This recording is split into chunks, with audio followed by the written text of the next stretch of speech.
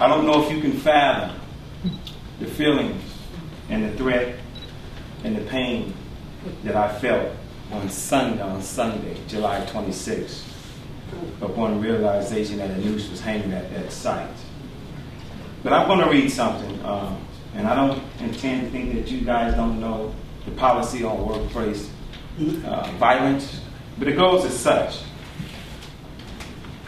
It is the policy of the City of Springfield to provide a safe working environment for employees and to minimize the likelihood of the violence in the workplace through early intervention.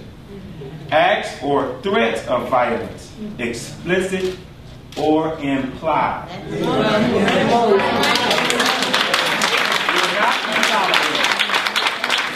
employees found in violation of this policy will be subject to disciplinary action up to and including discharge, and the appropriate law enforcement authorities will be contacted if necessary.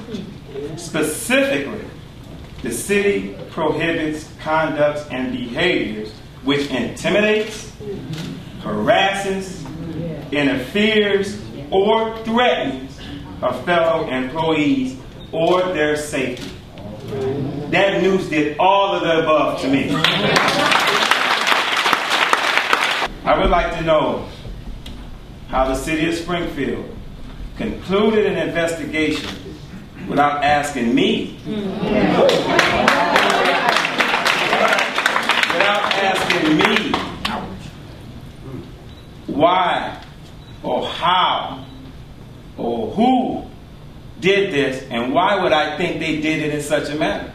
I'm sure the individuals who took part in this got to give their side of the story. I'm sure the individuals who worked the 2 days as it hung there got to give their side of the story. 2 days. The individual who was working with me, I'm sure he got to say how he felt. I did 2 interviews. The Sunday when the police was there by people from the City of Springfield, and that was basically targeted at when did you find it, when did you notice it, how did you feel, why, things like that. A second interview done the very next day, that evening they came back out to see me on my midnight shift. And I expressed to them that I really am still too emotional to talk about it. I've answered most of the questions yesterday as I talked to people over and over. And my boss, I told him, I'm uncomfortable because you know I have filed complaints about your intimidation and retaliation and treatment of me. So the other official also asked, would I answer some questions, and I looked at my union store and I said, I do not feel comfortable talking about this now.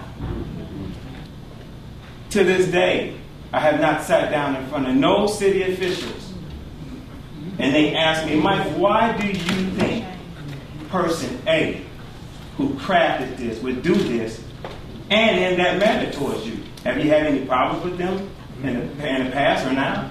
They've never asked me, Mike, why would you think person B who hung it would do such a thing in the manner that you're saying? And why? Have you had any problems with him? Because person A and person B would have got 2 totally different answers. And I'm not going to go into it because I've turned that report in. And I called Todd today and I said, Todd, yesterday. So I cannot believe that I have not been questioned about this or asked. So how could you come to a conclusion in an investigation without talking to me?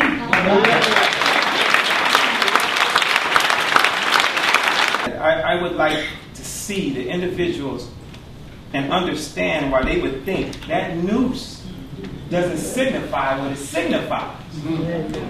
As well as I would like to think to them, why could they even fathom this to be a prank or a joke, which by the way was not none reason as to why they did it. The police report doesn't say, they said either or. They have 2 totally different answers as to why he made it and to why he hung it. Is it the noose that is geared and made to judge my weight and my height so that when the door opens and I drop, it snatch my necks and kill me? No. No. It's not that. But it symbolizes that and it replicates that.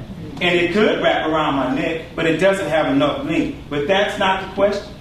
The question is, it is a noose. I've been told they said it was some string. It was some fishing string tied into a slip knot. If they show you, and when they show you the picture, you will see noose. No doubt in my mind. No doubt in my mind. The intent is coming into question. Well, what was his intent when he made it? What was his intent when he hung it? What was he thinking? What was he doing? How do we determine that?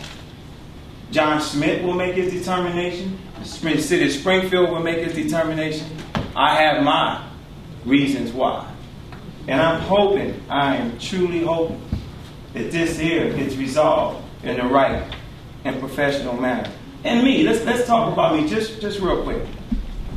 I've got word back from power plant that I'm a racist. I've got the word back that I walked around water purification just waiting for the day for them to do something to me so I can sue the city and get some money. I've been told that I walked around and just waited and waited until something bad happened so I could complain. That means I walked for 2.5 years before I finally decided to say. And somebody finally decided to go as far as to do what happened on Sunday, July the 26th. Most of you know me. You have worked with me. You have seen the organizations I have developed: Unity for Our Community, Black and White, 1 in a Million, Eastside Pride, Code Drive, Black History Ball. You've seen the things I have fought with the city. I have stood with the city in support of a lot of things.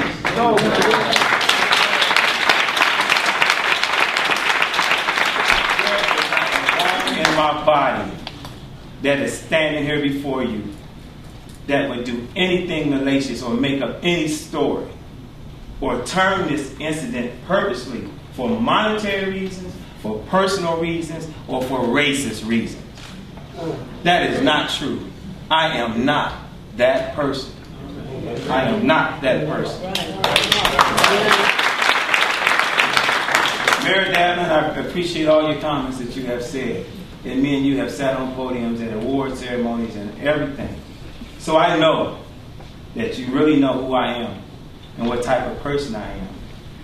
And I stand before you to say, and I'm asking you as that friend that has shaken your hand and have had conversations and have battled with you and have stood with you, to please use your power and please do the right thing. Please do the right thing.